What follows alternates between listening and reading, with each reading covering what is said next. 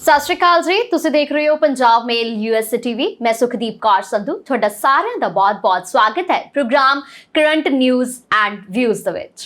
मैं हाँ संजीव यश खन्ना और ਤੁਹਾਡਾ ਸਾਰਿਆਂ ਦਾ ਵੈਲਕਮ ਕਰਦੇ ਹਾਂ ਕਰੰਟ ਨਿਊਜ਼ ਐਂਡ ਵਿਊਜ਼ ਦੇ ਵਿੱਚ। ਮੈਨੂੰ ਲੱਗਦਾ ਹੈ ਅਮਰੀਕਾ ਦੀ ਨਿਊਜ਼ ਦੇ ਵੱਲ ਪਹਿਲਾਂ ਚੱਲ ਜਾਣਾ ਚਾਹੀਦਾ। ਬਿਲਕੁਲ ਜਾਣਾ ਚਾਹੀਦਾ। ਸਾਰਿਆਂ ਨੂੰ ਉਡੀਕ ਹੈ ਕਿ ਕਿੱਥੇ ਕੀ ਹੋ ਰਿਹਾ। ਬਿਲਕੁਲ ਪੂਰੀ ਦੁਨੀਆ 'ਚ ਕੀ ਹੋ ਰਿਹਾ, ਲੇਕਿਨ ਤਵੱਜੋ ਦੇਣੀ ਹੈ ਇਸ ਵਕਤ ਅਮਰੀਕਾ ਵੱਲ। ਬਿਲਕੁਲ। ਸੋ ਅਮਰੀਕਾ ਦੇ ਵਿੱਚ ਇੱਕ ਕੰਪਨੀ ਨੇ ਇਹ ਕਹਿ ਦਿੱਤਾ ਕਿ ਜੇ ਵੈਕਸੀਨ ਨਹੀਂ ਲਵਾਉਂਦੇ ਤਾਂ ਤੁਹਾਨੂੰ ਨੌਕਰੀ ਤੋਂ ਕੱਢ ਦਿੱਤਾ ਜਾਊਗਾ। ਬਿਲਕੁਲ ਯੂਨਾਈਟਿਡ 에ਅਰਲਾਈਨਸ ਦੇ CEO ਨੇ ਇਹ ਅਨਾਉਂਸ ਕੀਤਾ ਹੈ ਕਿ ਜਿਨ੍ਹਾਂ ਨੇ ਸੈਪਟੈਂਬਰ ਤੱਕ ਜੋ ਡੈਡਲਾਈਨ ਸੀ ਨਹੀਂ ਲਗਵਾਈ ਵੈਕਸੀਨ, ਯਾਨੀ ਕਿ कोविड-19 ਦੇ ਲਈ ਜੋ ਇhtiyat ਵਰਤੀ ਜਾ ਰਹੀ ਹੈ, ਜੇ ਉਸਨੇ ਉਹ ਇੰਜੈਕਸ਼ਨ ਨਹੀਂ ਲਗਵਾਇਆ, ਵੈਕਸੀਨੇਸ਼ਨ ਨਹੀਂ ਕਰਵਾਈ, ਤਾਂ ਉਹਨਾਂ ਨੂੰ ਆਪਣੀ ਨੌਕਰੀ ਤੋਂ ਹੱਥ ਧੋਣੇ ਪੈ ਸਕਦੇ ਨੇ, ਕਿਉਂਕਿ ਕੰਪਨੀ ਦੇ ਰੂਲਸ ਨੇ। ਔਰ ਜਿਸ ਤਰ੍ਹਾਂ ਗਵਰਨਮੈਂਟ ਸਾਰੀਆਂ ਬਿਲਕੁਲ ਤੁਸੀਂ ਕਹਿ ਸਕਦੇ ਹੋ ਸਟ੍ਰਿਕਟ ਹੋਈਆਂ ਹੋਈਆਂ ਪੂਰੀ ਦੁਨੀਆ ਦੇ ਵਿੱਚ, ਤਾਂ ਇਹ ਬੇहद ਜ਼ਰੂਰੀ ਹੈ ਕਿ ਤੁਸੀਂ ਜਿੱਥੇ ਵੀ ਕੰਪਨੀ ਵਿੱਚ ਕੰਮ ਕਰ ਰਹੇ ਹੋ ਤਾਂ ਉਹਨਾਂ ਦੇ ਜੋ ਰੂਲਸ ਬਣੇ ਹੋਏ ਨੇ, ਨਿਯਮ ਬਣੇ ਹੋਏ ਨੇ, ਤੁਸੀਂ ਉਹਨਾਂ ਦੇ ਮੁਤਾਬਿਕ ਹੀ ਚੱਲੋ। ਔਰ ਜਦੋਂ ਕਿਹਾ ਗਿਆ ਹੈ ਕਿ ਡੈਡਲਾਈਨ ਹੈ ਸੈਪਟੈਂਬਰ ਐਂਡ ਦੇ ਵਿੱਚ, ਤਾਂ ਤੁਸੀਂ ਲਗਵਾਈ ਕਿਉਂ ਨਹੀਂ? ਹੁਣ ਅਕਤੂਬਰ ਜੋ ਹੈ ਉਹ ਵੀ ਐਂਡ ਵੱਲ ਵਧ ਰਿਹਾ ਹੈ, ਮਿਡ ਤੋਂ ਜ਼ਿਆਦਾ ਖਤਮ ਹੋ ਚੁੱਕਾ ਹੈ, ਤਾਂ ਵਾਕਈ ਕੰਪਨੀ ਐਕਸ਼ਨ ਲੈ ਸਕਦੀ ਹੈ। ਬਿਲਕੁਲ ਐਕਸ਼ਨ ਲੈ ਸਕਦੀ ਹੈ। ਜੇ ਤੁਸੀਂ ਆਪਣੀ ਨੌਕਰੀ ਦੇ ਵਿੱਚ ਰਹਿਣਾ ਚਾਹੁੰਦੇ ਹੋ, ਤੁਸੀਂ ਆਪਣਾ ਜਿਹੜਾ ਰੋਜੀ ਰੋਟੀ ਜਿਹੜੀ ਹੈ ਕਮਾਉਣਾ ਚਾਹੁੰਦੇ ਹੋ, ਤੁਸੀਂ ਆਪਣਾ ਜਿਹੜਾ ਖਾਣਾ ਪਾਣੀ ਹੈ ਇਸੇ ਤਰ੍ਹਾਂ ਬਰਕਰਾਰ ਰੱਖਣਾ ਚਾਹੁੰਦੇ ਹੋ, ਜੇ ਤੁਸੀਂ ਪੈਸੇ ਕਮਾਉਣਾ ਚਾਹੁੰਦੇ ਹੋ, ਤਾਂ ਵੈਕਸੀਨੇਸ਼ਨ ਬਿਲਕੁਲ ਜ਼ਰੂਰੀ ਹੈ। ਬਿਲਕੁਲ ਜ਼ਰੂਰੀ ਹੈ। ਔਰ ਨਾਲ ਹੀ ਭਾਰਤ ਦੇ ਦੂਸਰੇ ਦੇਸ਼ਾਂ ਦੇ ਨਾਲ ਜੋ ਇਕਰਾਰ ਹੋਏ ਨੇ ਕੋਵਿਡ ਦੀ ਮੈਡੀਸਿਨ ਨੂੰ ਲੈ ਕੇ, ਉਹ ਵੀ ਬਹੁਤ ਜ਼ਿਆਦਾ ਇੰਪੋਰਟੈਂਟ ਹੈ ਔਰ ਉਸ ਦੇ ਵੱਲ ਵੀ ਧਿਆਨ ਦਿੱਤਾ ਜਾਣਾ ਚਾਹੀਦਾ ਹੈ ਕਿ ਜੋ ਭਾਰਤ ਦੇ ਅੰਦਰ ਵੈਕਸੀਨ ਬਣੀ ਹੋਈ ਹੈ ਉਸ ਨੂੰ ਦੂਸਰੇ ਮੁਲਕਾਂ ਨੇ ਵੀ ਮਾਨਤਾ ਦੇ ਦਿੱਤੀ ਹੈ। ਜੀ, ਸੋ ਮਾਨਤਾ ਉਹਨਾਂ ਨੇ ਦੇ ਦਿੱਤੀ ਹੈ ਕਿ ਜੇ ਭਾਰਤ ਦੇ ਵਿੱਚ ਜੋ ਵੀ ਵੈਕਸੀਨੇਸ਼ਨ ਲਗਵਾਈ ਜਾ ਰਹੀ ਹੈ ਉਹ ਜੇ ਲਗਵਾ ਲੈਂਦੇ ਨੇ ਤੇ ਉਹ ਬਾਹਰ ਜਾ ਸਕਦੇ ਨੇ। ਕੋਈ ਐਦਾਂ ਦਾ ਨਹੀਂ ਹੈਗਾ ਚੱਕਰ। ਅਸੀਂ ਆਪਣੇ ਵਿਊਜ਼ ਨੂੰ ਦੱਸ ਦਈਏ ਕਿ ਐਦਾਂ ਦਾ ਕੋਈ ਚੱਕਰ ਨਹੀਂ ਕਿ ਜੇ ਤੁਸੀਂ ਇੱਥੇ ਦੀ ਵੈਕਸੀਨੇਸ਼ਨ ਜਿਹੜੀ ਵੀ ਚੱਲ ਰਹੀ ਹੈ, ਜਿਹੜੀ ਵੀ ਗਵਰਨਮੈਂਟ ਨੇ ਤੁਹਾਨੂੰ ਪ੍ਰੋਵਾਈਡ ਕੀਤੀ ਹੈ, ਜੇ ਤੁਸੀਂ ਉਹ ਲਗਵਾ ਲੈਂਦੇ ਹੋ ਤਾਂ ਬਿਲਕੁਲ ਤੁਸੀਂ ਦੂਸਰੀ ਕੰਟਰੀ ਦੇ ਵਿੱਚ ਜਾ ਸਕਦੇ ਹੋ। ਇਹ ਨਹੀਂ ਕਿ ਦੂਸਰੀ ਕੰਟਰੀ ਨੇ ਜੋ ਪ੍ਰਿਸਕ੍ਰਾਈਬ ਕੀਤੀਆਂ ਹੋਈਆਂ ਮੈਡੀਸਿਨਸ ਜੇ ਉਹ ਲਗਵਾਓਗੇ ਤਾਂ ਹੀ ਉਸ ਕੰਟਰੀ 'ਚ ਜਾ ਸਕਦੇ ਹੋ, ਐਸਾ ਨਹੀਂ ਹੈ।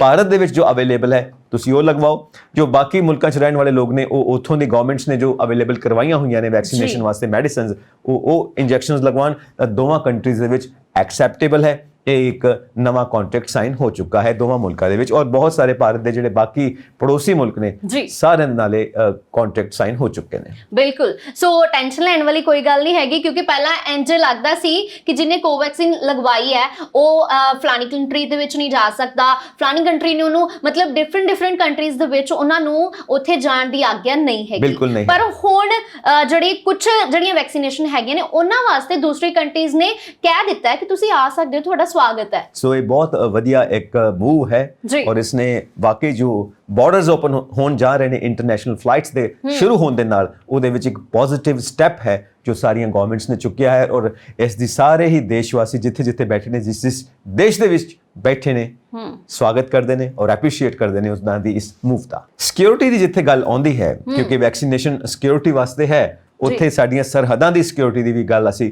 ਜ਼ਰੂਰ ਕਰਨਾ ਚਾਹਾਂਗੇ। ਜੋ BSF ਦਾ ਦਾਇਰਾ ਵਧਾ ਕੇ 15 ਕਿਲੋਮੀਟਰ ਤੋਂ 50 ਕਿਲੋਮੀਟਰ ਕਰ ਦਿੱਤਾ ਗਿਆ ਹੈ। ਰਾਈਟ, ਬਿਲਕੁਲ 50 ਕਿਲੋਮੀਟਰ ਕਰ ਦਿੱਤਾ ਗਿਆ। ਔਰ ਇਸ ਦੇ ਵਿੱਚ ਦੱਸ ਦਿੱਤਾ ਗਿਆ ਹੈ ਕਿ ਜਿਹੜੇ BSF ਦੇ ਜਵਾਨ ਨੇ ਉਹ ਜੇ ਕਿਤੇ ਨਸ਼ਾ ਤਸਕਰੀ ਵਾਲਿਆਂ ਨੂੰ ਦੇਖਦੇ ਨੇ, ਕਿਤੇ ਉਹਨਾਂ ਨੂੰ ਸੂਹ ਲੱਗਦੀ ਹੈ ਕਿ ਕੋਈ ਆਇਆ ਹੈ ਇਸ ਕੰਟਰੀ ਦੇ ਵਿੱਚ ਦਾਖਲ ਹੋਣ ਦੀ ਕੋਸ਼ਿਸ਼ ਕਰ ਰਿਹਾ ਜਾਂ ਕਿਸੇ ਹੋਰ ਵਜ੍ਹਾ ਦੇ ਕਰਕੇ ਕੋਸ਼ਿਸ਼ ਕਰ ਰਿਹਾ ਹੈ, ਕੋਈ ਗਲਤ ਕੰਮ ਹੋ ਰਿਹਾ, ਤਾਂ ਉੱਥੇ ਉਹਨਾਂ ਦੀ ਗ੍ਰਿਫਤਾਰੀ ਕਰ ਸਕਦੇ ਨੇ। ਬਿਲਕੁਲ ਕਰ ਸਕਦੇ ਨੇ। ਔਰ ਇਹਦੇ ਉੱਤੇ ਪੋਲੀਟੀਕਲ ਬਿਆਨਬਾਜ਼ੀ, ਪੋਲੀਟੀਕਲ ਮੂਵਮੈਂਟ ਵੀ ਸ਼ੁਰੂ ਹੋ ਚੁੱਕੀ ਹੈ ਕਿ ਕਿਤੇ ਨਾ ਕਿਤੇ ਜੋ ਪੰਜਾਬ ਸਰਕਾਰ ਹੈ, ਜੋ ਪੰਜਾਬ ਦਾ ਸੂਬਾ ਹੈ, ਉਹਨਾਂ ਦੇ ਹੱਕ ਖੋਣ ਦੀ ਕੋਸ਼ਿਸ਼ ਕਰ ਰਹੀ ਹੈ ਕੇਂਦਰ ਸਰਕਾਰ। ਸੋ ਵੱਖੋ-ਵੱਖ ਪੰਜਾਬ ਦੇ ਲੀਡਰਸ ਨੇ ਇਹ ਬਿਆਨ ਦੇਣੇ ਸ਼ੁਰੂ ਕੀਤੇ ਨੇ, ਜਿਨ੍ਹਾਂ ਵਿੱਚ ਕੁਝ ਲੋਕ ਬਹੁਤ ਜ਼ਿਆਦਾ ਸਰਗਰਮੀ ਨਾਲ ਬਿਆਨ ਦੇ ਰਹੇ ਨੇ, ਕੁਝ ਥੋੜਾ ਠੰਡਾ ਬੋਲ ਰਹੇ ਨੇ, ਪਰ ਬਿਆਨਬਾਜ਼ੀ ਹਰ ਪਾਸਿਓਂ ਆ ਰਹੀ ਹੈ। ਪਰ ਹੁਣ ਇੱਥੇ ਮੁੱਕਦੀ ਗੱਲ ਇਹ ਹੈ ਕਿ ਵਾਕਈ ਕੀ ਇਹ ਸਿਕਿਉਰਿਟੀ ਜ਼ਰੂਰੀ ਸੀ?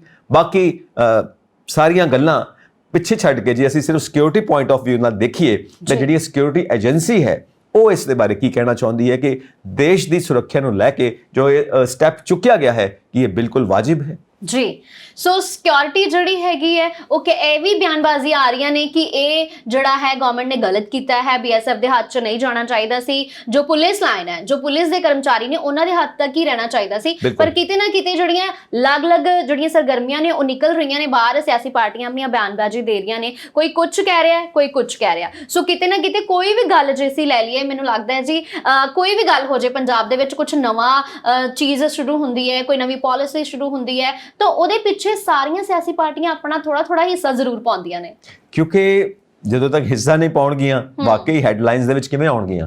ਸੋ ਇਹ ਟੋਟਲ ਸਿਕਿਉਰਿਟੀ ਦਾ ਮਾਮਲਾ ਹੈ ਔਰ ਇਹਦੇ ਵਿੱਚ ਸਾਨੂੰ ਡਿਟੇਲ ਵਿੱਚ ਜਾਣਾ ਚਾਹੀਦਾ ਹੈ, ਤਹਿ ਤੱਕ ਜਾਣਾ ਚਾਹੀਦਾ ਹੈ ਕਿ ਇਹਦਾ ਕਾਰਨ ਕੀ ਹੈ ਜੀ। ਜਦੋਂ ਤੱਕ ਇਹਦਾ ਕਾਰਨ ਨਹੀਂ ਮਿਲਦਾ ਉਦੋਂ ਤੱਕ ਇਹ ਸਿਰਫ ਬਿਆਨਬਾਜ਼ੀ ਹੈ ਔਰ ਇਹਦਾ ਹੱਲ ਕੀ ਨਿਕਲੇਗਾ, ਇਹਦਾ ਆਊਟਕਮ ਕੀ ਹੋਏਗਾ, ਕੀ ਨਤੀਜੇ ਕੀ ਸਿੱਟੇ ਹੋਣਗੇ, ਇਹਦੇ ਬਾਰੇ ਕੁਝ ਵੀ ਨਹੀਂ ਕਿਹਾ ਜਾ ਸਕਦਾ। ਜ਼ਰੂਰੀ ਇਹ ਹੈ ਕਿ ਅਸੀਂ ਦੇਸ਼ ਦੀ ਸਿਕਿਉਰਿਟੀ ਦਾ ਜਿਹੜਾ ਮਾਮਲਾ ਹੈ ਉਸ ਨੂੰ ਸਿਕਿਉਰਿਟੀ ਦੇ ਪੁਆਇੰਟ ਆਫ ਵਿਊ ਨਾਲ ਦੇਖੀਏ, ਪੋਲੀਟੀਕਲ ਪੁਆਇੰਟ ਆਫ ਵਿਊ ਨਾਲ ਬਿਲਕੁਲ ਨਹੀਂ ਦੇਖਣਾ ਚਾਹੀਦਾ। ਰਾਈਟ।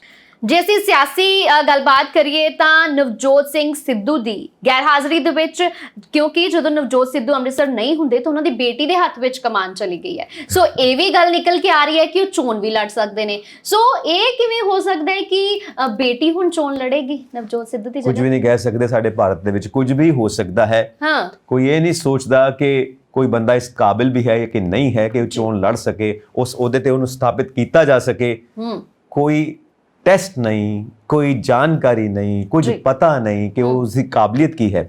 ਸੁਕਰਾਤ ਨੇ ਇੱਕ ਬਹੁਤ ਵਧੀਆ ਉਦਾਹਰਨ ਦਿੱਤੀ ਸੀ ਕਿ ਡੈਮੋਕ੍ਰੇਸੀ ਦੀ ਸਭ ਤੋਂ ਜੋ ਸੈਂਸਿਟਿਵ ਚੀਜ਼ ਉਹ ਇਹ ਹੈ ਕਿ VOTING ਸਿਸਟਮ ਹੈ। ਔਰ ਸੈਂਸਿਟਿਵ ਕਿਵੇਂ ਬਣਦੀ ਹੈ, ਉਦਾਹਰਨ ਦਿੰਦੇ ਹੋਏ ਕਿਹਾ ਸੀਗਾ ਕਿ ਮੰਨ ਲਓ ਅਸੀਂ ਇੱਕ ਸਮੁੰਦਰੀ ਜਹਾਜ਼ ਵਾਸਤੇ ਇੱਕ ਕੈਪਟਨ ਚੁਣਨਾ ਹੈ, ਜਾਂ ਅਸੀਂ ਅੱਜ ਦੇ ਸਮੇਂ 'ਚ ਕਹਿ ਸਕਦੇ ਹਾਂ ਅਸੀਂ ਇੱਕ ਹਵਾਈ ਜਹਾਜ਼ ਵਾਸਤੇ ਇੱਕ ਪਾਇਲਟ ਚੁਣਨਾ ਹੈ, ਤਾਂ ਉਹਦੀ ਸਿਲੈਕਸ਼ਨ ਕੌਣ ਕਰਨਗੇ? ਜਿਨ੍ਹਾਂ ਨੇ ਉਹਨਾਂ ਨੂੰ ਟ੍ਰੇਨਿੰਗ ਦਿੱਤੀ ਹੋਈ ਹੈ, ਜੋ ਉਹਨਾਂ ਦੇ ਸੀਨੀਅਰਸ ਨੇ, ਜੋ ਉਹਦੀ ਕਾਬਲੀਅਤ ਬਾਰੇ ਜਾਣਦੇ ਨੇ ਕਿ ਇਹ ਉਸ ਸ਼ਿਪ ਨੂੰ, ਉਸ ਐਰੋਪਲੇਨ ਨੂੰ ਹੈਂਡਲ ਕਰ ਸਕਦਾ ਕਿ ਨਹੀਂ ਕਰ ਸਕਦਾ, ਕਿਉਂਕਿ ਉਹਦੇ ਉੱਤੇ ਡਿਪੈਂਡ ਕਰਦੀ ਹੈ ਯਾਤਰੀਆਂ ਦੀ ਜਾਨ, ਯਾਤਰੀਆਂ ਦਾ ਮਾਲ, ਸਾਰਾ ਬਿਜ਼ਨਸ, ਸਾਰੀ ਸਟੇਟ ਜੀ। ਪਰ ਜੇ ਅਸੀਂ ਸੋਚ ਕੇ ਦੇਖੀਏ ਕਿ ਅਸੀਂ ਪਾਇਲਟ ਦੀ ਚੋਣ ਜਾਂ ਸ਼ਿਪ ਦੇ ਕੈਪਟਨ ਦੀ ਚੋਣ ਉਸ ਦੀ ਕਾਬਲੀਅਤ ਦੇ ਆਧਾਰ ਤੇ ਨਹੀਂ ਕਰਦੇ, ਸਿਰਫ VOTING ਕਰਵਾ ਲੈਂਦੇ ਆ ਕਿ ਦੋ ਕੈਂਡੀਡੇਟਸ ਨੂੰ ਲੈ ਕੇ VOTING ਕਰਵਾ ਦਿੱਤੀ ਕਿ ਜਿਸ ਨੇ ਜ਼ਿਆਦਾ ਵੋਟਾਂ ਲਿੱਤੀਆਂ ਉਹ ਜਿੱਤ ਗਿਆ, ਉਹਨੂੰ ਕੈਪਟਨ ਬਣਾ ਦਿੱਤਾ, ਪਾਇਲਟ ਬਣਾ ਦਿੱਤਾ, ਤਾਂ ਉਹ ਕਾਬਿਲ ਤਾਂ ਨਹੀਂ ਹੈ ਪਰ ਵੋਟਾਂ ਦੇ ਸਿਰ ਤੇ ਉਹ ਬਣ ਗਿਆ ਤੇ ਹੁਣ ਉਹ ਸ਼ਿਪ ਦਾ ਹਾਲ ਕੀ ਕਰੇਗਾ? ਡੁੱਬ ਜਾਏਗੀ। ਉਹ ਪਲੇਨ ਦਾ ਕੀ ਹਾਲ ਕਰੇਗਾ? ਕ੍ਰੈਸ਼ ਕਰੇਗਾ, ਕ੍ਰੈਸ਼ ਹੋ ਜਾਏਗਾ। ਸੋ ਪਲੇਨ ਬਾਰੇ ਸੋਚੋ, ਸ਼ਿਪ ਬਾਰੇ ਸੋਚੋ, ਜੋ ਲੋਕ ਉਸ ਪਲੇਨ 'ਚ ਬੈਠੇ ਨੇ ਉਹਨਾਂ ਬਾਰੇ ਸੋਚੋ, ਜੋ ਸ਼ਿਪ ਦੇ ਵਿੱਚ ਬੈਠੇ ਨੇ ਉਹਨਾਂ ਬਾਰੇ ਸੋਚੋ। ਇਹ ਨਹੀਂ ਕਿ ਮੇਰਾ ਬੱਚਾ ਅੱਗੇ ਆ ਜਾਵੇ, ਮੇਰਾ ਬੱਚਾ ਦਿਖਣਾ ਚਾਹੀਦਾ। ਤੁਹਾਡਾ ਬੱਚਾ ਹੈ ਤਾਂ ਤੁਸੀਂ ਆਪਣੇ ਘਰ ਜਾਣੋ ਨਾ, ਆਪਣੇ ਘਰ 'ਚ ਬਹਿ ਕੇ ਉਹਦੇ ਵਾਸਤੇ ਜੋ ਕੰਮ ਕਰਨਾ ਕਰੋ। ਪਰ ਜਿੱਥੇ ਦੇਸ਼ ਹੈ ਉੱਥੇ ਕਾਬਲੀਅਤ ਦੇਖੋ।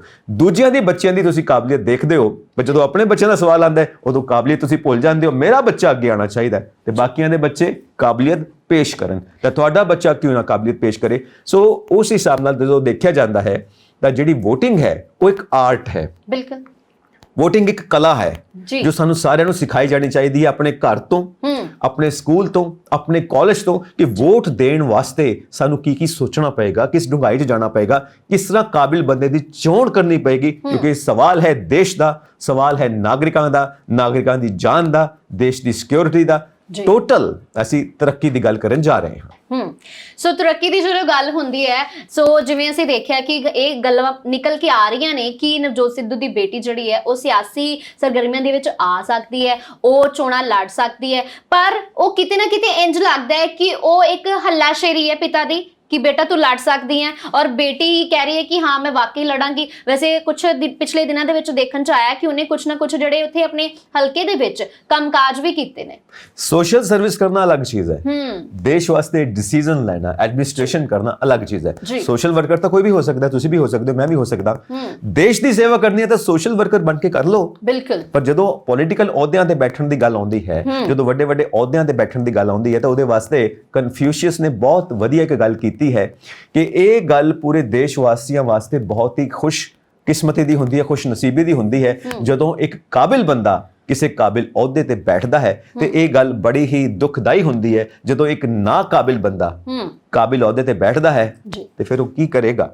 ਤਾਂ ਇਸ ਵਾਸਤੇ ਦੇਸ਼ ਵਾਸੀਆਂ ਦੀ ਖੁਸ਼ਹਾਲੀ ਬਾਰੇ ਸੋਚੋ। ਇਹ ਨਹੀਂ ਕਿ ਮੇਰਾ ਬੱਚਾ ਅੱਗੇ ਆਉਣਾ ਚਾਹੀਦਾ, ਮੇਰੇ ਬੱਚੇ ਦਾ ਕੈਰੀਅਰ ਬਣਨਾ ਚਾਹੀਦਾ ਹੈ। It is not about career, it is about the nation। ਜੇ ਤੁਸੀਂ ਅਜਿਹੇ ਆਪਣੇ ਬੱਚੇ ਨੂੰ ਬਣਾ ਦਿੰਦੇ ਹੋ, ਮੰਤਰੀ ਬਣਾ ਦਿੰਦੇ ਹੋ, ਵਿਧਾਇਕ ਬਣਾ ਦਿੰਦੇ ਹੋ, ਕੁਝ ਵੀ ਬਣਾ ਦਿੰਦੇ ਹੋ, ਪਰ ਉਹ ਚਲਾ ਨਹੀਂ ਸਕਦਾ, ਉਹਦੇ ਵਿੱਚ ਉਹ ਕੁਆਲਿਟੀਆਂ ਨਹੀਂ ਹੈਗੀਆਂ, ਤੇ ਵਾਕਈ ਜਨਤਾ ਜਿਹੜੀ ਹੈ ਡੁੱਬ ਸਕਦੀ ਹੈ। ਬਿਲਕੁਲ, ਤੁਸੀਂ ਦੇਖੋ ਨਾ ਆਈਏਐਸ ਬਣਨ ਵਾਸਤੇ ਕਿੰਨੀ ਤਿਆਰੀ ਹੈ, ਆਈਪੀਐਸ ਬਣਨ ਵਾਸਤੇ, ਆਈਐਫਐਸ ਬਣਨ ਵਾਸਤੇ, ਆਰਮੀ 'ਚ ਜਾਣ ਵਾਸਤੇ, ਹਰ ਖੇਤਰ ਵਿੱਚ ਕਿੰਨੀ ਤਿਆਰੀ ਕਰਦੇ ਨੇ ਬੱਚੇ। ਤੁਹਾਡੇ ਬੱਚੇ ਨੇ ਕੀ ਕੀਤਾ ਕਿ ਤੁਸੀਂ ਇੱਕ ਪਲੇਟਫਾਰਮ ਦੇ ਦਿੱਤਾ, ਕਿ ਤੁਸੀਂ ਇੱਕ ਨਾਮਨਾ ਖੱਟਿਆ ਹੋਇਆ ਹੈ, ਕਾਫੀ ਕੁਝ ਕੀਤਾ ਹੋਇਆ ਹੈ, ਤੇ ਤੁਹਾਡੇ ਬੱਚੇ ਨੂੰ ਉਹਦਾ ਬੈਨੀਫਿਟ ਮਿਲਣਾ ਚਾਹੀਦਾ ਹੈ। ਇਹ ਕੋਈ ਬਿਜ਼ਨਸ ਥੋੜਾ ਹੈ ਘਰੇਲੂ ਕਿ ਜੋ ਤੁਸੀਂ ਕਮਾਇਆ ਹੈ ਉਹ ਤੁਹਾਡੇ ਬੱਚੇ ਨੂੰ ਮਿਲੇ। ਇਹ ਦੇਸ਼ ਦਾ ਸਵਾਲ ਹੈ। ਇਸ ਲਈ ਬੱਚੇ ਦੀ ਕਾਬਲੀਅਤ ਨੂੰ ਵੇਖੋ, ਜੇ ਬੱਚਾ ਕਾਬਿਲ ਹੈ ਤਾਂ ਉਸ ਨੂੰ ਅੱਗੇ ਲੈ ਕੇ ਆਓ, ਨਹੀਂ ਤੇ ਕੋਈ ਜ਼ਰੂਰਤ ਨਹੀਂ, ਬੇਟਾ ਤੂੰ ਕੋਈ ਹੋਰ ਕੰਮ ਕਰ। ਦੇਸ਼ ਦੀ ਸੇਵਾ ਸਿਰਫ ਪੋਲੀਟੀਕਲ ਪੋਸਟ ਤੇ ਬਹਿ ਕੇ ਨਹੀਂ ਕੀਤੀ ਜਾ ਸਕਦੀ, ਕਿਸੇ ਵੀ ਤਰ੍ਹਾਂ ਕੀਤੀ ਜਾ ਸਕਦੀ ਹੈ ਜੀ। ਸੋ ਜੇ ਅਸੀਂ ਲੈ ਚੱਲੀਏ ਅਗਲੀ ਖਬਰ ਜਿਹੜੀ ਹੈ, ਅਗਲੀ ਕਰੰਟ ਨਿਊਜ਼ ਜਿਹੜੀ ਹੈ, ਪਾਰਟੀ ਬਣਨ ਦੀਆਂ ਗੱਲਾਂ ਹੋ ਰਹੀਆਂ ਨੇ। ਸੋ ਸੰਯੁਕਤ ਕਿਸਾਨ ਮੋਰਚਾ ਦੇ ਵਿੱਚ ਜੋ ਗੁਰਨਾਮ ਸਿੰਘ ਚੜੂਨੀ ਨੇ, ਉਹ ਹਮੇਸ਼ਾ ਹੀ ਇਸ ਗੱਲ ਨੂੰ ਅੱਗੇ ਲੈ ਕੇ ਆਉਂਦੇ ਨੇ ਕਿ ਪਾਰਟੀ ਬਣਨੀ ਚਾਹੀਦੀ ਹੈ। ਸੋ ਪਾਰਟੀ ਬਣਨ ਦੀਆਂ ਗੱਲਾਂ ਬਾਤਾਂ ਜਿਹੜੀਆਂ ਬੜੀਆਂ ਛੜੀਆਂ ਬਿਲਕੁਲ, ਹਰ ਇੱਕ ਬੰਦਾ ਆਪਣੀ ਆਪਣੀ ਪਾਰਟੀ ਬਣਾ ਲਵੇ ਨਾ, ਤੁਸੀਂ ਵੀ ਬਣਾਓ, ਮੈਂ ਵੀ ਬਣਾਵਾਂ, ਮੇਰੀ ਪਾਰਟੀ ਜ਼ਿੰਦਾਬਾਦ, ਜਿਵੇਂ ਬੱਚੇ ਕਰਦੇ ਨੇ, ਆਪਾਂ ਆਪਣੀਆਂ ਪਾਰਟੀਆਂ ਬਣਾ ਲੈਂਦੇ ਆ, ਉਹਦੇ 'ਚ ਕੀ ਹੈ। ਪਰ ਜਿੰਨੀਆਂ ਜ਼ਿਆਦਾ ਪਾਰਟੀਆਂ ਹੋਣਗੀਆਂ ਓਨੀਆਂ ਹੀ ਵੱਖੋ-ਵੱਖ ਵਿਚਾਰਧਾਰਾ ਅਸੀਂ ਰੱਖਾਂਗੇ, ਔਰ ਇੱਕ ਤਰ੍ਹਾਂ ਨਾਲ ਅਸੀਂ ਸਮਾਜ ਨੂੰ ਵੰਡ ਕੇ ਰੱਖ ਦਿੱਤਾ। ਇੰਨੀਆਂ ਪਾਰਟੀਆਂ, ਇੰਨੀ ਵਿਚਾਰਧਾਰਾ, ਤਾਂ ਕਿਹਦੇ ਵੱਲ ਬੰਦਾ ਜਾਵੇ। ਬਿਲਕੁਲ, ਇਸ ਕਰਕੇ ਅਸੀਂ ਦੇਸ਼ ਦਾ ਸੋਚੀਏ, ਕੀ ਲੱਗੇ ਹੋਏ ਆ ਪਾਰਟੀ ਮੈਂ ਬਣਾਉਣੀ, ਉਹ ਨਾਰਾਜ਼ ਹੋ ਗਿਆ ਉਹਨੇ ਆਪਣੀ ਪਾਰਟੀ ਬਣਾ ਲਈ, ਉਹ ਨਾਰਾਜ਼ ਹੋ ਗਿਆ ਉਹਨੇ ਆਪਣੀ ਪਾਰਟੀ ਬਣਾ ਲਈ। ਇੱਕ ਪਾਰਟੀ ਰੱਖੋ ਨਾ, ਬਾਕੀ ਮੌਕਿਆਂ ਤੇ ਪਾਰਟੀਆਂ ਕਰਦੇ ਰਹੋ, ਉਹ ਵੱਖਰੀ ਗੱਲ ਹੈ, ਮਜ਼ਾ ਆਏਗਾ, ਸਾਰੇ ਦੋਸਤ ਬਣ ਕੇ ਰਹੋ। ਮੁੱਦਾ ਇਹ ਹੈ ਕਿ ਅਸੀਂ ਕਿੰਨੇ ਕੁ ਸੀਰੀਅਸ ਆ ਆਪਣੇ ਦੇਸ਼ ਦੇ ਪ੍ਰਤੀ, ਜਾਂ ਕਿੰਨੇ ਕੁ ਸੀਰੀਅਸ ਆ ਆਪਣੇ ਪ੍ਰਤੀ। ਜੇ ਅਸੀਂ ਆਪਣੇ ਪ੍ਰਤੀ ਸੀਰੀਅਸ ਆ ਤਾਂ ਵਾਕਈ ਅਸੀਂ ਪਾਰਟੀਆਂ ਬਣਾਉਣੀ ਜਾਵਾਂਗੇ, ਕਿਉਂਕਿ ਅਸੀਂ ਆਪਣਾ ਕੈਰੀਅਰ ਸੋਚਣਾ ਹੈ। ਮੈਂ ਹੀ ਦੇਸ਼ ਦਾ ਭਲਾ ਕਰ ਸਕਦਾ, ਹੋਰ ਕੋਈ ਕਰ ਨਹੀਂ ਸਕਦਾ, ਇਹ ਤਾਂ ਸੋਚ ਨਹੀਂ ਨਾ ਹੋ ਸਕਦੀ। ਸਾਰੇ ਹੀ ਦੇਸ਼ ਦਾ ਭਲਾ ਕਰ ਸਕਦੇ ਨੇ, ਤੇ ਕਿਉਂ ਨਾ ਮਿਲ ਕੇ ਕੰਮ ਕਰੀਏ। ਹੁਣ ਸਿਟੀਜ਼ਨਸ ਦੇ ਅੱਗੇ ਇੰਨੀਆਂ ਪਾਰਟੀਆਂ ਨੇ, ਕੋਈ ਕਿਸੇ ਪਾਰਟੀ ਦੀ ਆਈਡੀਓਲੋਜੀ ਨੂੰ ਫੋਲੋ ਕਰੇਗਾ, ਕੋਈ ਕਿਸੇ ਪਾਰਟੀ ਦੀ ਆਈਡੀਓਲੋਜੀ ਨੂੰ ਫੋਲੋ ਕਰੇਗਾ, ਤਾਂ ਇੰਨਾ ਜ਼ਿਆਦਾ ਵਿਭਾਜਨ ਹੋ ਜਾਏਗਾ, ਡਿਵੀਜ਼ਨ ਹੋ ਜਾਏਗੀ, ਜੇ ਵਾਕਈ ਉਹ ਡਿਵਾਈਡ ਐਂਡ ਰੂਲ ਦੀ ਜਿਹੜੀ ਅੰਗਰੇਜ਼ਾਂ ਦੀ ਪਾਲਿਸੀ ਹੈ ਉਹ ਆਪਣੇ ਆਪ ਲਾਗੂ ਹੋਣ ਲੱਗ ਪੈਣੀ ਹੈ। ਹੁਣ ਅਸੀਂ ਗੱਲ ਕਰਾਂਗੇ ਗੁਆਂਢੀ ਮੁਲਕ ਦੀ, ਕਿ ਪਾਕਿਸਤਾਨ ਤੋਂ ਜੇ ਕੋਈ ਮਨੁੱਖੀ ਤਸਕਰੀ ਫੜੀ ਜਾਂਦੀ ਹੈ ਅਮਰੀਕਾ ਦੇ ਵਿੱਚ, ਤਾਂ ਬਾਰਡਰ ਤੇ ਜੇ ਕੁਝ ਦੇਖਣ ਨੂੰ ਮਿਲਦਾ ਹੈ ਕਿ ਕੋਈ ਇਹ ਹਲਚਲ ਹੋ ਰਹੀ ਹੈ, ਤਾਂ ਅਮਰੀਕਾ ਨੇ ਕਹਿ ਦਿੱਤਾ ਹੈ ਕਿ ਉਹਦੇ ਤੇ ਜਿਹੜਾ ਉਹਨੂੰ ਇਨਾਮ ਦਿੱਤਾ ਜਾਏਗਾ, 20 ਲੱਖ ਦਾ ਇਨਾਮ ਮਿਲ ਰਿਹਾ। ਬਿਲਕੁਲ ਜੀ, ਖਾਨ ਅਲੀ ਇੱਕ ਤਸਕਰ ਹੈ ਜੋ ਕਹਿੰਦੇ ਨੇ ਬਹੁਤ ਜ਼ਿਆਦਾ ਸਰਗਰਮ ਹੈ, ਤੇ ਉਸ ਦਾ ਇੱਕ ਜਾਲੀ ਨੈਟਵਰਕ ਵੀ ਹੈ। ਤਾਂ ਉਸ ਦੇ ਬਾਰੇ ਜੋ ਨਿਊਜ਼ ਦੇਗਾ ਗਵਰਨਮੈਂਟ ਆਫ ਅਮਰੀਕਾ ਨੂੰ, ਉਸ ਨੂੰ $10 ਲੱਖ ਦਾ ਇਨਾਮ ਦਿੱਤਾ ਜਾਏਗਾ। ਬਿਲਕੁਲ, ਉਹਦੀ ਇਨਫੋਰਮੇਸ਼ਨ ਦੇਣ ਤੇ $10 ਲੱਖ ਦਾ ਇਨਾਮ ਦਿੱਤਾ ਜਾਏਗਾ ਉਹਦੇ ਨੈਟਵਰਕ ਦੀ ਸੂਹ ਦੇਣ ਤੇ, ਯਾਨੀ ਕਿ $20 ਲੱਖ।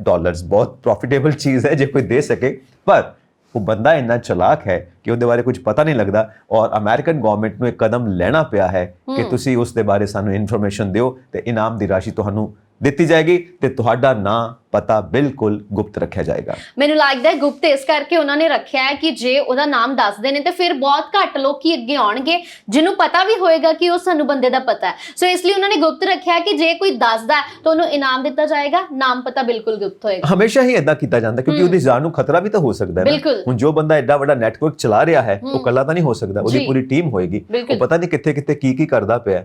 ਇਸ ਕਰਕੇ ਜੋ ਬੰਦਾ ਜਾਣਕਾਰੀ ਦਿੰਦਾ ਹੈ, ਇਨਫੋਰਮੇਸ਼ਨ ਦਿੰਦਾ ਹੈ, ਉਸ ਦੀ ਜਾਨ ਦੇ ਉੱਤੇ ਰਿਸਕ ਹੋ ਜਾਂਦਾ ਹੈ। ਹੁਣ ਜੇ ਤੁਸੀਂ ਆਪਣੀ ਜਾਨ ਦੇ ਉੱਤੇ ਰਿਸਕ ਲੈ ਕੇ ਕੋਈ ਇਨਫੋਰਮੇਸ਼ਨ ਦੇ ਰਹੇ ਹੋ ਤਾਂ ਗਵਰਨਮੈਂਟ ਦੀ ਵੀ ਇਹ ਜ਼ਿੰਮੇਵਾਰੀ ਬਣਦੀ ਹੈ ਕਿ ਤੁਹਾਨੂੰ ਮਹਿਫੂਜ਼ ਰੱਖਿਆ ਜਾਵੇ, ਔਰ ਉਹ ਵੀ ਬਹੁਤ ਚਲਾਕ ਨੇ। ਤੁਸੀਂ ਜਿੰਨਾ ਮਰਜ਼ੀ ਮਹਿਫੂਜ਼ ਰੱਖਣ ਦੀ ਕੋਸ਼ਿਸ਼ ਕਰੋ, ਪਤਾ ਲਗਾ ਲੈਂਦੇ ਨੇ, ਪਰ ਫਿਰ ਵੀ ਗਵਰਨਮੈਂਟ ਤੋਂ ਉੱਤੇ ਇੰਟੈਲੀਜੈਂਟ ਕੋਈ ਨਹੀਂ, ਕਿਉਂਕਿ ਇੰਨੇ ਇੰਟੈਲੀਜੈਂਟ ਬ੍ਰੇਨਸ ਬੈਠੇ ਨੇ, ਥਿੰਕ ਟੈਂਕ ਬੈਠੇ ਨੇ, ਉਹ ਹਮੇਸ਼ਾ ਉਹਦੀ ਸੇਫਟੀ ਵਾਸਤੇ ਮੌਜੂਦ ਨੇ ਔਰ ਉਸ ਨੂੰ ਸੇਵ ਕਰ ਲੈਂਦੇ ਨੇ। ਸੋ ਸੁਸਾਇਟੀ ਵਾਸਤੇ ਬਹੁਤ ਜ਼ਿਆਦਾ ਜ਼ਰੂਰੀ ਹੈ ਕਿ ਐਸੀਆਂ ਗਤੀਵਿਧੀਆਂ ਜਿਹੜੀਆਂ ਸੁਸਾਇਟੀ ਨੂੰ ਹਾਨੀ ਪਹੁੰਚਾਉਂਦੀਆਂ ਨੇ, ਜਿਹੜੇ ਸੁਸਾਇਟੀ ਨੂੰ ਖਤਮ ਕਰਨ ਦੀ ਕੋਸ਼ਿਸ਼ ਕਰਦੀਆਂ ਨੇ, ਉਹਨਾਂ ਗਤੀਵਿਧੀਆਂ ਨੂੰ ਰੋਕਿਆ ਜਾਵੇ, ਠੱਲ ਪਾਈ ਜਾਵੇ, ਤਾਂ ਕਿ ਇੱਕ ਵਧੀਆ ਸਮਾਜ ਦੀ ਸਿਰਜਣਾ ਅਸੀਂ ਕਰ ਸਕੀਏ।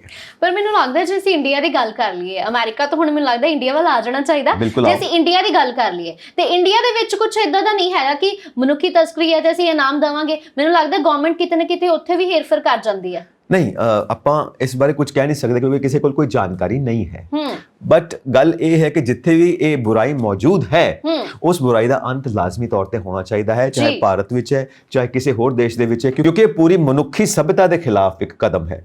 ਮਨੁੱਖੀ ਸਭਿਅਤਾ ਨੂੰ ਨਸ਼ਟ ਕਰਨ ਦੀ ਕੋਸ਼ਿਸ਼ ਹੈ, ਇੰਨੀ ਖੂਬਸੂਰਤ ਕੁਦਰਤ ਨੂੰ ਨਸ਼ਟ ਕਰਨ ਦੀ ਕੋਸ਼ਿਸ਼ ਹੈ, ਕਿਉਂਕਿ ਇਨਸਾਨ ਜਦੋਂ ਤੁਸੀਂ ਦੇਖਦੇ ਹੋ ਇੰਨਾ ਖੂਬਸੂਰਤ ਪਰਮਾਤਮਾ ਦਾ ਬਣਾਇਆ ਹੋਇਆ ਖਿਡੌਣਾ ਹੈ, ਜੇ ਉਸ ਦੀ ਖੂਬਸੂਰਤੀ ਨੂੰ ਖਤਮ ਕਰ ਦਿੱਤਾ ਜਾਵੇ ਤਾਂ ਦੁਨੀਆ ਦੀ ਖੂਬਸੂਰਤੀ ਕਿਤੇ ਬਚੀ ਨਹੀਂ ਰਹਿ ਸਕਦੀ। ਜੀ, ਹੁਣ ਅਸੀਂ ਗੱਲ ਕਰਾਂਗੇ ਤਿਉਹਾਰਾਂ ਦੀ, ਕਿਉਂਕਿ ਅਕਤੂਬਰ ਦਾ ਮੰਥ ਚੱਲ ਰਿਹਾ, ਅਕਤੂਬਰ ਦਾ ਮਹੀਨਾ ਚੱਲ ਰਿਹਾ, ਇੱਥੋਂ ਸ਼ੁਰੂ ਹੋ ਜਾਂਦੇ ਨੇ ਤਿਉਹਾਰ ਤੇ ਬੱਚਿਆਂ ਦੇ ਵਿੱਚ ਵੀ ਖੁਸ਼ੀ ਹੁੰਦੀ ਆ। ਤੁਸੀਂ ਮੈਨੂੰ ਇਹ ਦੱਸੋ ਕਿ ਸੇਲ ਕਿੱਥੇ ਲੱਗੀ ਹੋਈ ਹੈ? ਸੇਲ ਨਹੀਂ ਲੱਗੀ, ਸੇਲ ਜਿਹੜੀ ਹੈ ਨਾ ਜਲੇਬੀਆਂ ਪਕੌੜਿਆਂ ਦੀ ਲੱਗੀ ਹੈ, ਕਿਉਂਕਿ ਤਿਉਹਾਰ ਜਿਹੜੇ ਨੇ ਸ਼ੁਰੂ ਹੋ ਗਏ ਨੇ। ਦੁਸ਼ਹਿਰੇ ਦੇ ਤਿਉਹਾਰ ਦੇ ਉੱਤੇ ਸਾਰਿਆਂ ਦੇ ਅੰਦਰ ਰਾਵਣ ਵੀ ਬੈਠਾ ਹੈ ਤੇ ਰਾਮ ਵੀ ਬੈਠਾ ਹੈ। ਉਹ ਰਾਮ ਨੂੰ ਕੱਢਣ ਦੀ ਜ਼ਰੂਰਤ ਹੈ, ਸਾਹਮਣੇ ਲੈ ਕੇ ਆਉਣ ਦੀ ਜ਼ਰੂਰਤ ਹੈ, ਤੇ ਰਾਵਣ ਜਿਹੜਾ ਹੈ ਉਸ ਨੂੰ ਮਾਰਨ ਦੀ ਜ਼ਰੂਰਤ ਹੈ। ਬਿਲਕੁਲ ਜੀ, ਔਰ ਇਹੀ ਪ੍ਰਤੀਕ ਬਣ ਕੇ ਅਸੀਂ ਹਰ ਵਾਰ ਰਾਵਣ ਦਾ ਦਹਨ ਕਰਦੇ ਹਾਂ ਜੀ, ਔਰ ਰਾਮ ਆ ਕੇ ਰਾਵਣ ਨੂੰ ਤੀਰ ਮਾਰਦੇ ਨੇ, ਦਹਨ ਕਰਦੇ ਨੇ, ਕਿਉਂਕਿ ਸਾਡੇ ਸਾਰਿਆਂ ਦੇ ਅੰਦਰ 5 ਦੋਸ਼ ਨੇ, ਪਰ 10 ਦੋਸ਼ ਵੀ ਹੋ ਸਕਦੇ ਨੇ, ਦੋਸ਼ ਤਾਂ ਅਣਗਿਣਤ ਹੋ ਸਕਦੇ ਨੇ। ਜਿੱਥੇ ਰਾਵਣ ਦੇ 10 ਸਿਰ ਮੰਨੇ ਜਾਂਦੇ ਨੇ, ਉਹ 10 ਦੋਸ਼ ਵੀ ਅਸੀਂ ਕਹਿ ਸਕਦੇ ਹਾਂ 10 ਬੁਰਾਈਆਂ ਨੇ। ਮਤਲਬ ਇਹ ਕਿ ਇਨਸਾਨ ਦੇ ਅੰਦਰ ਜਿੰਨੀਆਂ ਬੁਰਾਈਆਂ ਨੇ, ਜਿਸ ਤਰ੍ਹਾਂ ਸੁਖਦੀਪ ਕਹਿ ਰਹੇ ਨੇ, ਸਭ ਦੇ ਅੰਦਰ ਰਾਮ ਵੀ ਬੈਠਾ ਹੈ, ਰਾਵਣ ਵੀ ਬੈਠਾ ਹੈ, ਤਾਂ ਰਾਵਣ ਦਾ ਮਰਨਾ ਜ਼ਰੂਰੀ ਹੈ ਤਾਂ ਹੀ ਰਾਮ ਬਾਹਰ ਆ ਸਕਦਾ ਹੈ, ਔਰ ਵਾਕਈ ਹੀ ਰਾਮ ਦਾ ਬਾਹਰ ਆਣਾ ਜ਼ਰੂਰੀ ਹੈ ਤਾਂ ਹੀ ਰਾਮ ਰਾਜ ਦੀ ਸਥਾਪਨਾ ਹੋ ਸਕਦੀ ਹੈ। ਜੀ, ਮੈਨੂੰ ਲੱਗਦਾ ਹੈ ਕਿ ਜਿੱਥੇ ਖਾਣ ਪੀਣ ਦੀਆਂ ਗੱਲਾਂ ਹੋਣੀਆਂ ਚਾਹੀਦੀਆਂ ਨੇ, ਉੱਥੇ ਸਾਡੇ ਆਪਣੇ ਵਿੱਚ ਵੀ ਜਿਹੜੀਆਂ ਬੁਰਾਈਆਂ ਨੇ ਉਸ ਨੂੰ ਕੱਢ ਕੇ ਚੰਗੇ ਬਣਨ ਦੀ ਜ਼ਰੂਰਤ ਹੈ। ਅੱਜ ਸਾਨੂੰ ਸਾਰਿਆਂ ਨੂੰ ਆਪਣੇ ਆਪ ਤੋਂ ਸ਼ੁਰੂਆਤ ਕਰਨੀ ਪਏਗੀ। ਅਸੀਂ ਕੀ ਕਰਦੇ ਹਾਂ ਕਿ ਦੂਸਰੇ ਨੂੰ ਸੁਧਾਰਨ ਦੀ ਕੋਸ਼ਿਸ਼ ਕਰਦੇ ਹਾਂ, ਆਪਣੇ ਆਪ ਨੂੰ ਨਹੀਂ ਸੁਧਾਰਦੇ। ਇੱਕ ਇਨਸਾਨ ਆਪਣੇ ਆਪ ਨੂੰ ਸੁਧਾਰ ਲਵੇ, ਤੁਸੀਂ ਆਪਣੇ ਆਪ ਨੂੰ ਸੁਧਾਰੋ, ਮੈਂ ਆਪਣੇ ਆਪ ਨੂੰ ਸੁਧਾਰਾਂ, ਤੁਸੀਂ ਸਾਰੇ ਆਪਣੇ ਆਪ ਨੂੰ ਸੁਧਾਰੋ, ਤਾਂ ਸਾਰਾ ਸਮਾਜ ਆਪਣੇ ਆਪ ਸੁਧਰ ਗਿਆ। ਤੁਸੀਂ ਆਪਣੇ ਪਰਿਵਾਰ ਨੂੰ ਸੰਭਾਲੋ, ਤੁਸੀਂ ਆਪਣੇ ਪਰਿਵਾਰ ਨੂੰ ਸੰਭਾਲੋ, ਮੈਂ ਆਪਣੇ ਪਰਿਵਾਰ ਨੂੰ ਸੰਭਾਲਾਂ, ਤਾਂ ਸਾਰਾ ਸਮਾਜ ਆਪਣੇ ਆਪ ਸੰਭਲ ਗਿਆ। ਪਰ ਅਸੀਂ ਦੂਜੇ ਨੂੰ ਸੁਧਾਰਦੇ ਹਾਂ। ਤੁਹਾਨੂੰ ਕੋਈ ਸਮੱਸਿਆ ਤਾਂ ਨਹੀਂ, ਤੁਹਾਨੂੰ ਕੋਈ ਚੀਜ਼ ਤੰਗ ਤਾਂ ਨਹੀਂ ਕਰ ਰਹੀ, ਉਹ ਪੜਿਆ ਲੋਕਾਂ, ਤੂੰ ਆਪਣੇ ਆਪ ਨੂੰ ਦੇਖ ਪਹਿਲਾਂ। ਠੀਕ ਹੈ, ਤੂੰ ਸਪੋਰਟ ਕਰ ਰਹੇ ਹੈ, ਜ਼ਰੂਰ ਕਰੋ, ਬਟ ਇੰਨਾ ਵੀ ਨਹੀਂ। ਕਿਸੇ ਨੇ ਨਾ ਮੈਨੂੰ ਕਿਹਾ ਸੀਗਾ ਮੈਂ ਸਮਾਜ ਸੁਧਾਰਕ ਹਾਂ, ਮੈਂ ਅੱਗੋਂ ਮਜ਼ਾਕ ਕੀਤਾ, ਮੈਂ ਕਿਹਾ ਤੁਸੀਂ ਆਪ ਸੁਧਰ ਗਏ ਹੋ, ਸਮਾਜ ਨੂੰ ਸੁਧਾਰਨਾ ਹੈ। ਬੜਾ ਹੱਸੇ, ਕਹਿੰਦਾ ਦੱਸੋ ਫਿਰ ਮੈਂ ਕੀ ਕਿਹਾ ਕਰਾਂ? ਮੈਂ ਕਿਹਾ ਤੁਸੀਂ ਕਿਹਾ ਕਰੋ ਮੈਂ ਸਮਾਜ ਸੇਵਕ ਹਾਂ।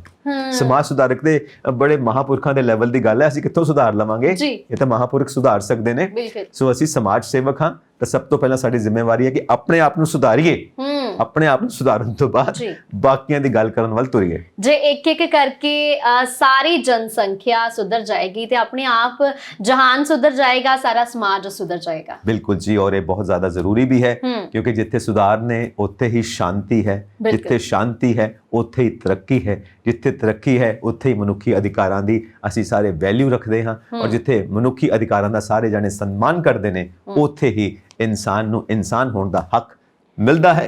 ਔਰ ਜਦੋਂ ਇੱਕ ਇਨਸਾਨ ਬਣ ਗਿਆ ਤਾਂ ਸਭ ਕੁਝ ਆਪਣੇ ਆਪ ਸਹੀ ਹੋ ਗਿਆ, ਸਭ ਕੁਝ ਫਿਰ ਆਪਣੇ ਆਪ ਸਹੀ ਹੋ ਜਾਂਦਾ ਹੈ, ਖੁਸ਼ੀਆਂ ਮਿਲਣ ਲੱਗ ਜਾਂਦੀਆਂ ਨੇ। ਜੇ ਕਿਉਂਕਿ ਸੁਧਾਰ ਆ ਜਾਣਗੇ ਤਾਂ ਸਾਰੀਆਂ ਚੀਜ਼ਾਂ ਆਪਣੇ ਆਪ ਸੈੱਟ ਹੋ ਜਾਣਗੀਆਂ। ਬਿਲਕੁਲ ਜੀ, ਇਸ ਕਰਕੇ ਅੱਜ ਤਿਉਹਾਰ ਹੈ, ਖੂਬ ਖਾਓ ਪੀਓ ਤੇ ਨਾਲ ਆਪਣੀ ਸਿਹਤ ਦਾ ਵੀ ਧਿਆਨ ਰੱਖੋ। ਉਹ ਚੀਜ਼ਾਂ ਨਹੀਂ ਖਾਣੀਆਂ ਜੋ ਤੁਹਾਨੂੰ ਸੂਟ ਨਹੀਂ ਕਰਦੀਆਂ, ਜੋ ਸੂਟ ਕਰਦੀਆਂ ਨੇ ਉਹੀ ਚੀਜ਼ਾਂ ਖਾਓ।